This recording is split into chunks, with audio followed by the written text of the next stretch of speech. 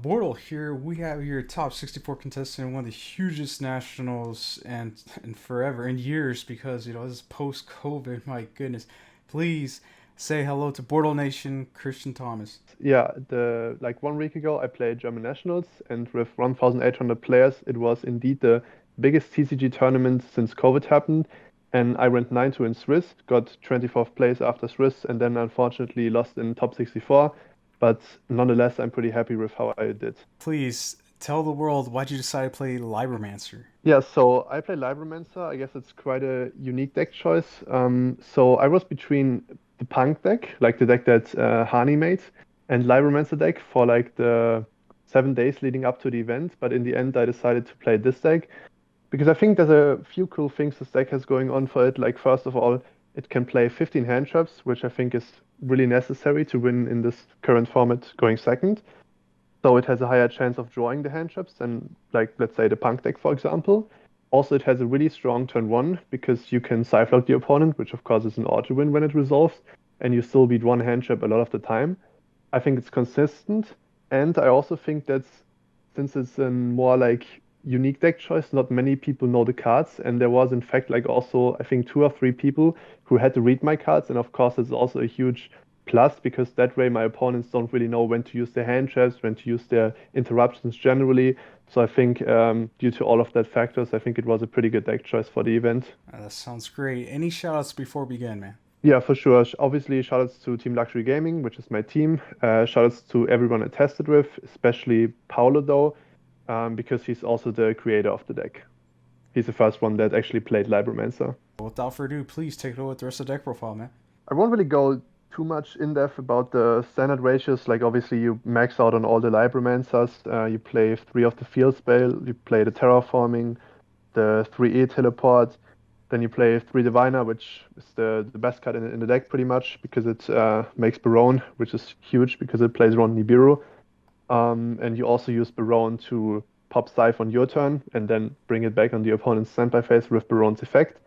Then you play 3 Preparation, run Doombroker, which is the Libromancer ritual, 3 Prosperity, then 2 Magic, 2 Illusion, run Souls. The reason why it's 2 Illusion and not like only one is because there's a certain combo where you need to keep one illusion in hand, and you put another card back to top of deck, and that way you still need one illusion from deck to send with Souls. Then obviously I played 2 Bentons, and then for the really appealing part is for the deck is that you can play like the 15 hand traps. So I decided to play Ash, Ogre, Veiler, Imperm, and Nibiru for the hand traps. I guess Ogre is not quite a standard choice. The reason I decided to play Ogre is that after Hani and Gunther topped the last Rise years, I thought there would be an rise in popularity of the Punk deck, and obviously Ogre is pretty good against that because you can hit the Fateful Adventure, and that way you prevent the Griffin Surge. And also, even if they don't open that, Ogre is still a pretty good hand trap against them because you can still hit stuff like Fiber, for example. And then I also thought versus other decks, Ogre still has pretty good applications. For example, against Sword Soul, you can hit the normal summons. Against a deck like Sala, you can still hit like the Splash Mage, for example. And then also against random decks like, I guess, Ignistar, there's also a spot where you can hit the Templar.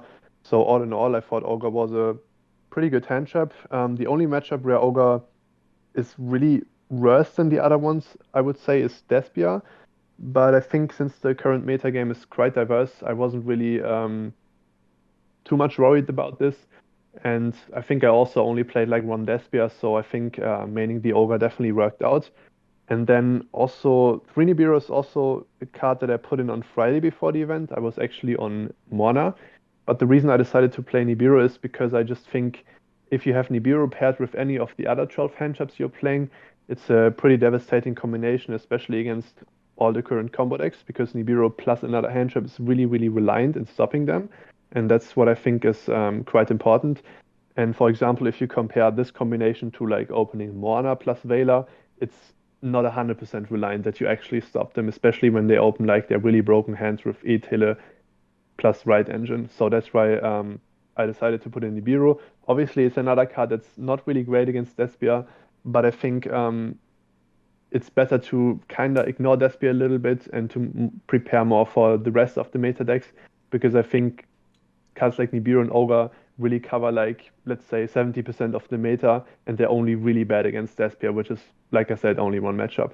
And then for the last four cards in the deck, it's obviously Jet Synchron, which you need for the combo, and then I guess the three bricks, which is the Libromancer Agent, Scythe, and Intervention.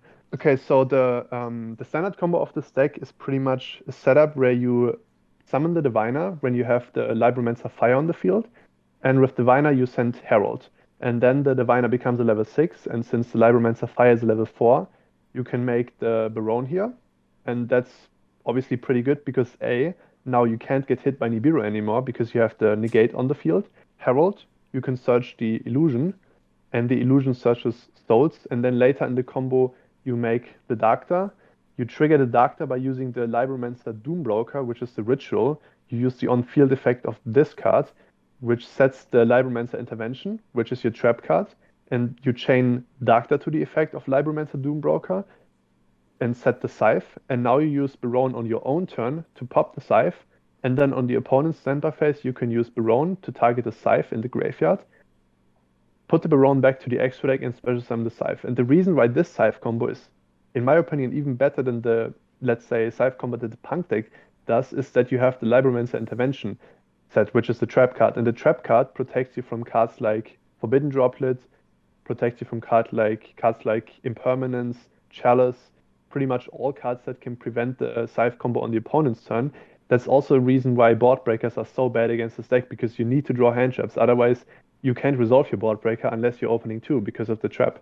And that's pretty much a standard combo of the deck. There's also some variations where you search a Scythe with Benton when you already have the Diviner, for example. Then you don't need to Benton search Diviner. You can search Scythe, and then you can send the Scythe from field with the souls to get an additional draw. Insane combo of Baron and Scythe, man. Yeah, by all means, you can take it away with the side deck. Yeah, so for the side deck, I played the three Gammas and the one Driver. I think this is like pretty much the must-have side card in most of the decks I will play right now, to be honest. I think Gamma is really impactful going second. So I just wanted to have it in the side deck, and it was pretty good during the event, to be honest, because you can pretty much hit any deck with that. The reason I put two mana is because versus Despia going second, you definitely need to side out the three Ogres and the three Nibirus, because like I said before, those are really not great. So you put in the three Gammas, the one Driver, and the two Monas for that, and that's the reason that I played the two Monas, just to have like the six side-ins for the six sides outs against Despia. I considered some other cards, but in the end, I thought Mona was the best one. Crow is also a card that crossed my mind because you could side it against Despia as well instead of the two Monas.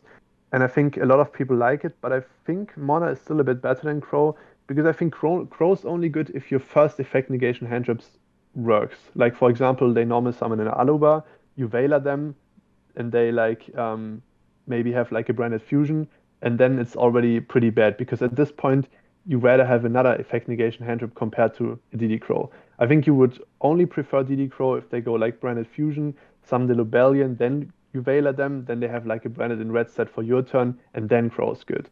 But I think in this scenario you're already kind of a bit favored, or you kind of stabilized the game because your first hand trap worked, they had to pass turn. So that's why I thought the Mono was better in this spot.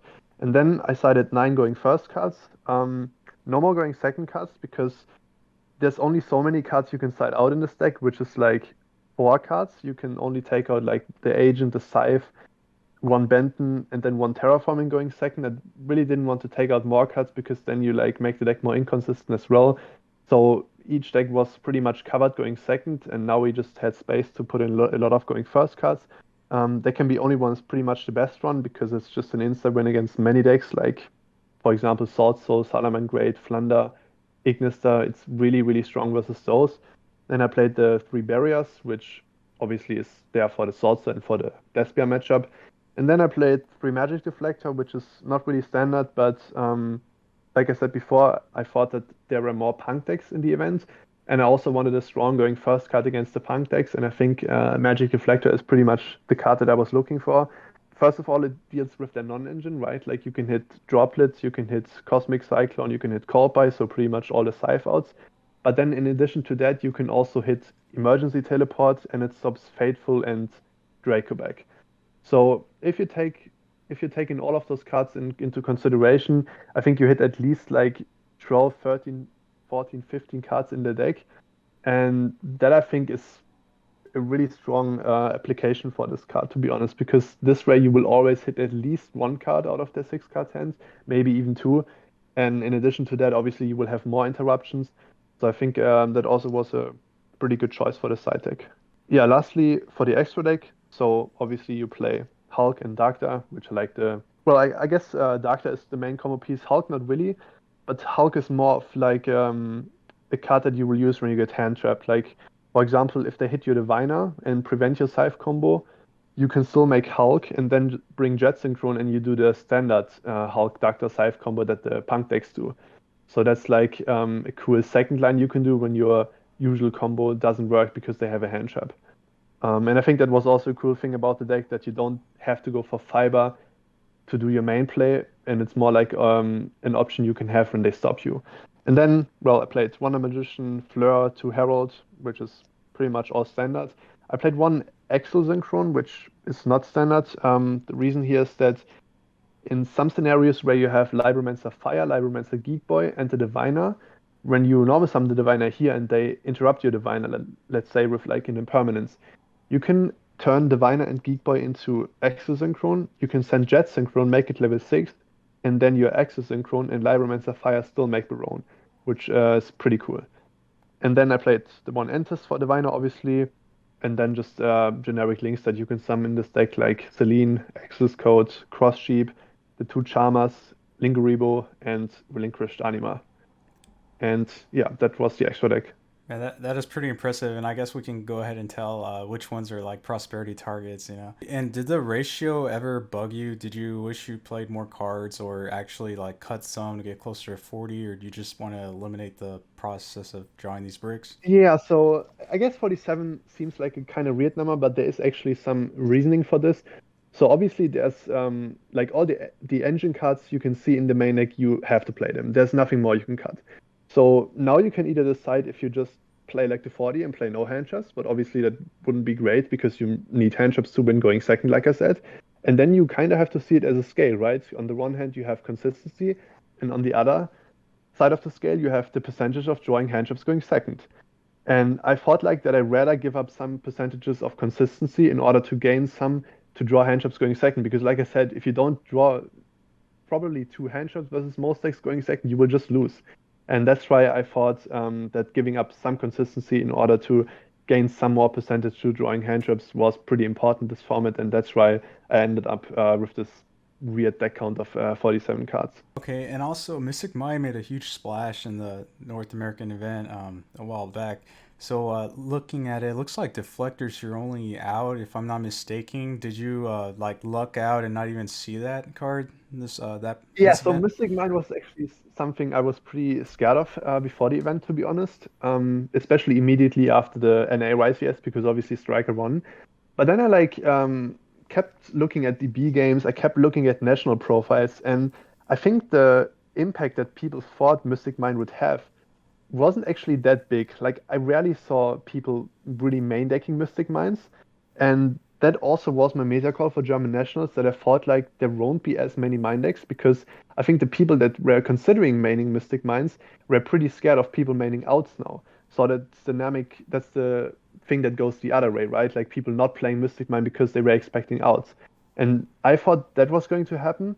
And in fact, I got Mystic Mind 0 times during German nationals, so I think it was the correct call. And yeah, like you said, I still had the deflectors as a Mystic Minot. For example, I also sided in deflector versus Flunder because it stops the field spell and it stops the quick play.